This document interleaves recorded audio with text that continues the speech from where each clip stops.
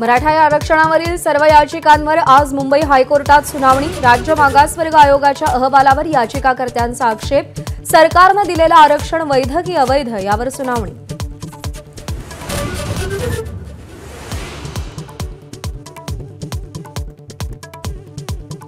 मतदानाआधी supreme कोर्टात राष्ट्रवादीचा कायदेशीर लढा। अजित पवारांना घड्याळ चिन्ह वापरण्यापासून रोखण्यासाठी शरद पवारांच्या याचिकेवर सुनावणी।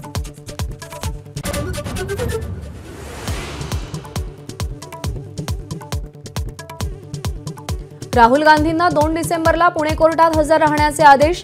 लंडनमध्ये स्वातंत्र्यवीर सावरकर यांचा अपमान केल्याप्रकरणी सावरकरांच्या नातवाची याचिका।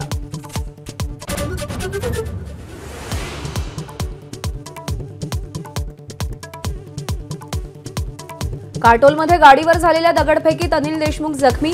भाजपने हल्ला केल्याचा देशमुखांना संशय। 4 अज्ञातांविरुद्ध गुन्हा। आरोपींना अटक न केल्यास सुप्रिया सुळेंचा आंदोलनाचा इशारा।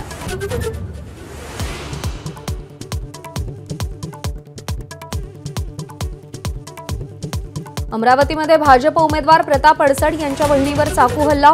गंगापूरमध्ये अपक्ष उमेदवाराच्या गाडीवर दगडफेक तर कळमनुरीमध्ये वंचितच्या उमेदवारावर प्राणघातक हल्ला।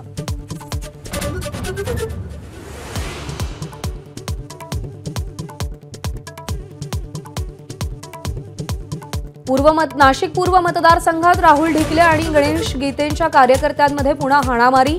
गीतेंच्या कार्यकर्त्यांची गाडीही फोडली।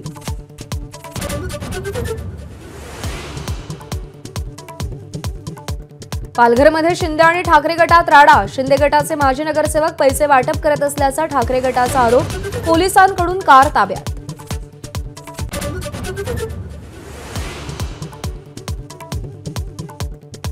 संभाजीनगरमध्ये वोटर आयडी घेऊन 1,500 रुपये देणाऱ्याला पकडलं। कार्ड गोळा करणारा संजय शिरसाटांचा कार्यकर्ता असल्याचा अंबादास दानवेंचा आरोप। शिरसाटांनी आरोप फेटाळले।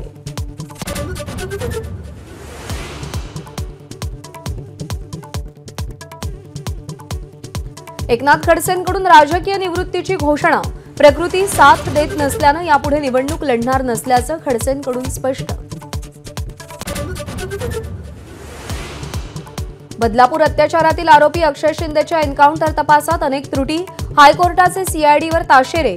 न्यायालयीन चौकशीलाही पोलिसांचं असहकार्य।